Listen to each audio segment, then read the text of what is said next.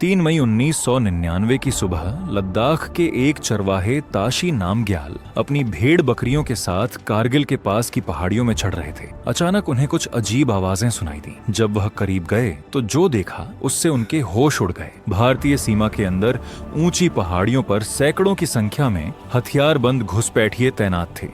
ताशी तुरंत वहां से भागे और नजदीकी आर्मी पोस्ट पर पहुंचकर यह खबर दी। शुरुआत में किसी को विश्वास नहीं हुआ, क्योंकि यह इलाका इतना ऊंचा और दुर्गम था कि कोई सोच भी नहीं सकता था कि कोई यहां चढ़कर पोजीशन ले सकता है। लेकिन जब भारतीय सेना ने पेट्रोलिंग भेजी तो सच्चाई सामने आई। पाकिस्तान ने सर्दियों के दौरान जब भारतीय सेना अपनी पोस्ट्स खाली करके नीचे चली गई थी, तब चुपके से LOC पार करके भारतीय क्षेत्र में 130 से 140 चोटियों पर कब्जा कर लिया था। ये सिर्फ घुसपैठ नहीं थी, ये एक पूरी तरह से प्लान्ड मिलिट्री ऑपरेशन था। और इसी घुसपैठ ने शुरू किया था कारगिल वॉर, एक ऐसी जंग जो दुनिया के सबसे खतरनाक और ऊंचे युद्ध क्षेत्रों में से एक बन गई। लेकिन सवाल यह था कि पाकिस्तान ने यह घुसपैठ क्यों की, भारत को कैसे पता चला और फिर कैसे भारतीय सेना ने एक एक करके वो सभी पहाड़ियां वापस जीती। इस पूरी कहानी की शुरुआत होती है 1998 से। उस साल मई में भारत ने पोखरण में परमाणु परीक्षण किए। इसके जवाब में पाकिस्तान ने भी अपने न्यूक्लियर टेस्ट कर दिए।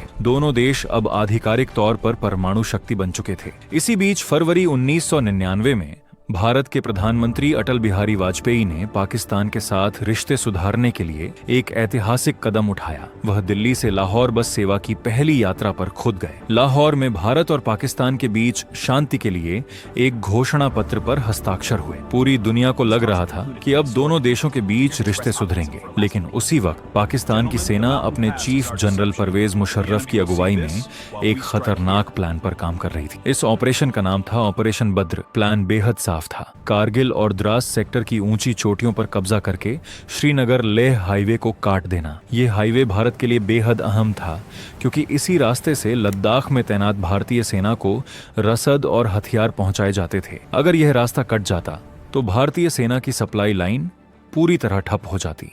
पाकिस्तान का मानना था कि परमाणु हथियारों के डर की वजह से भारत बड़ी सैन्य कार्रवाई नहीं कर पाएगा और अंतर्राष्ट्रीय दबाव में आकर बातचीत के लिए मजबूर हो जाएगा। तब पाकिस्तान कश्मीर के मुद्दे को अपने हिसाब से हल करवा सकेगा। दिसंबर 1998 और जनवरी 1999 के बीच जब कारगिल सेक्टर में भारी बर्फबारी होती है, तब भारतीय सेना अपनी फॉरवर्ड पोस्ट खाली करके नीचे चली जाती है। यह 1 सालों पुरानी प्रैक्टिस थी। पाकिस्तान भी ऐसा ही करता था, लेकिन इस बार पाकिस्तान ने इसी मौके का फायदा उठाया। जनवरी से मार्च 1999 के बीच पाकिस्तानी सेना के जवान, उत्तरी लाइट इन्फेंट्री के सैनिक और कई आतंकवादी संगठनों के लड़ाके धीरे धीरे LOC पार करके भारतीय इलाके में घुसते गए। ये लोग सिविलियन कपड़ों में थे, ताकि अगर पकड़े जाएं तो पाकिस्तान इनकार कर सके। इन्होंने टाइगर हिल टोलोलिंग पॉइंट 5353, पॉइंट 4875 और बटालिक सेक्टर की कई अहम चोटियों पर बंकर बना लिए। पोजीशन इतनी मजबूत थी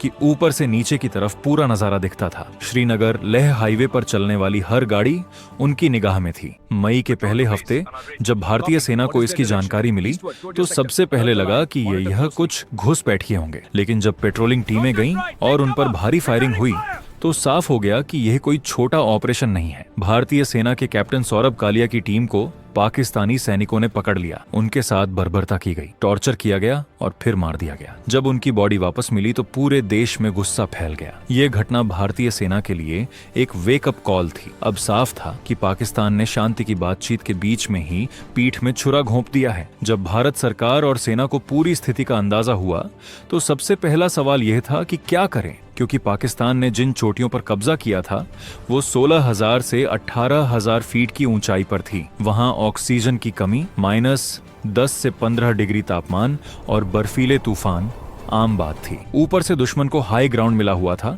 यानी वो ऊपर से नीचे की तरफ फायर कर सकते थे। भारतीय सेना को नीचे से ऊपर की तरफ चढ़कर हमला करना था, जो किसी भी युद्ध में सबसे मुश्किल काम होता है। भारत सरकार ने तय किया कि LOC पार नहीं की जाएगी, मतलब भारतीय सेना सिर्फ अपनी जमीन पर ही लड़ेगी। इससे अंतर्राष्ट्रीय स्तर पर भारत की पोजीशन मजबूत रही। पूरी दुनिया को दिखा कि पाकिस्तान ने घुसपैठ की है, न कि भारत ने हमला किया है। 26 मई 1999 को भारतीय वायुसेना को भी युद्ध में उतारा गया। ऑपरेशन का नाम दिया गया ऑपरेशन सफेद सागर। ये पहली बार था कि 1971 के बाद भारतीय एयरफोर्स को युद्ध में इस्तेमाल किया जा रहा था। MiG-21, MiG-27 और मिराज 2000 फाइटर जेट्स ने पाकिस्तानी पोजीशंस पर हमले शुरू किए, लेकिन यह आसान नहीं था। पतली हवा, ऊंचाई और पहाड़ों के बीच उड़ना बेहद खतरनाक था। 27 मई को एक MiG-27 और एक MiG-21 दुर्घटनाग्रस्त हो गए। स्क्वाड्रन लीडर अजय आहूजा शहीद हो गए, लेकिन भारतीय वायुसेना ने हिम्मत नहीं हारी। मिराज 2000 जेट्स ने लेजर गाइडेड बम से पाकिस्तानी बंकरों को निशाना बनाया। धीरे धीरे दुश्मन की ताकत कमजोर होने लगी। अब असली लड़ाई जमीन पर लड़नी थी। भारतीय सेना की विभिन्न रेजिमेंट्स को अलग अलग चोटियां वापस लेने की जिम्मेदारी दी गई। सबसे पहला बड़ा टारगेट था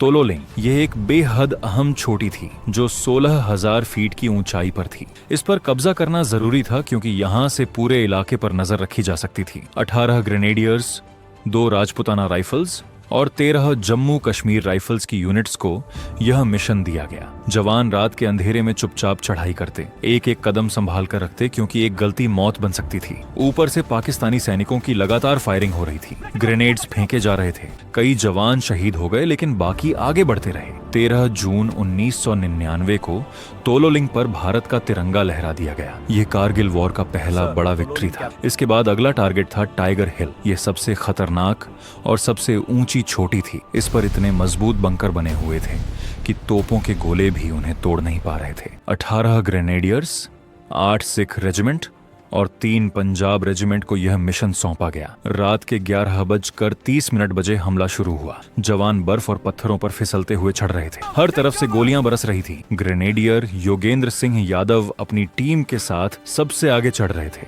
अचानक दुश्मन की भारी फायरिंग शुरू हो गई। योगेंद्र के शरीर में 15 गोलियां लगी, लेकिन वह गिरे नहीं। अपने साथियों को कवर देते हुए वह आगे बढ़ते रहे और दुश्मन के 3 बंकर तबाह कर दिए। उन्हें परमवीर चक्र से सम्मानित किया गया। 4 जुलाई को टाइगर हिल पर तिरंगा लहरा दिया गया। यह कारगिल वॉर का टर्निंग पॉइंट था। इसके बाद एक एक करके पॉइंट 4875, पॉइंट 4700 और बाकी चोटियां भी वापस ली गईं। ग्रेनेडियर सीनियर कुलदीप सिंह चंदपुरी ने पॉइंट 4875 पर अकेले 4 बंकर तबाह किए और शहीद हो गए। कैप्टन विक्रम बत्रा ने पॉइंट 5140 को जीतने के बाद अपनी मशहूर लाइन कही, ये दिल मांगे मोर। फिर पॉइंट 4875 पर लड़ते हुए वह शहीद हो गए। लेफ्टिनेंट मनोज कुमार पांडे ने खालूबर की लड़ाई में अपनी जान की परवाह किए बिना दुश्मन के बंकरों को उड़ाया। गोली लगने के बाद भी वह ना छोड़ने चिल्लाते रहे। उन्हें भी परमवीर चक्र मिला। इन सब जवानों की कुर्बानी और हिम्मत की वजह से धीरे धीरे भारत की जीत तय होती जा रही थी। पाकिस्तान अंतर्राष्ट्रीय स्तर पर अलग थलग पड़ता जा रहा था। अमेरिका ने पाकिस्तान पर दबाव बनाया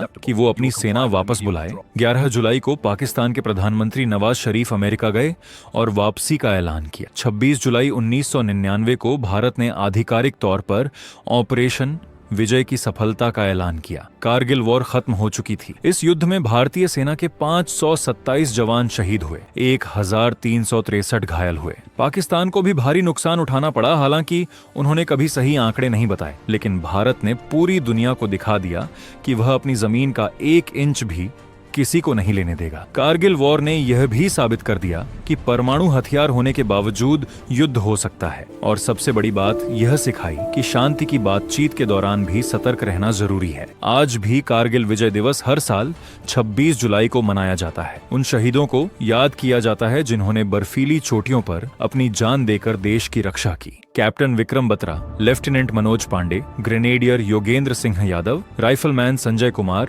और ऐसे कई वीर जवानों की कहानियां आज भी हर भारतीय के दिल में जिंदा है। कारगिल की उन ऊंची चोटियों पर आज भी तिरंगा लहरा रहा है और यह तिरंगा हमें याद दिलाता है कि आजादी और सुरक्षा कभी मुफ्त में नहीं मिलती।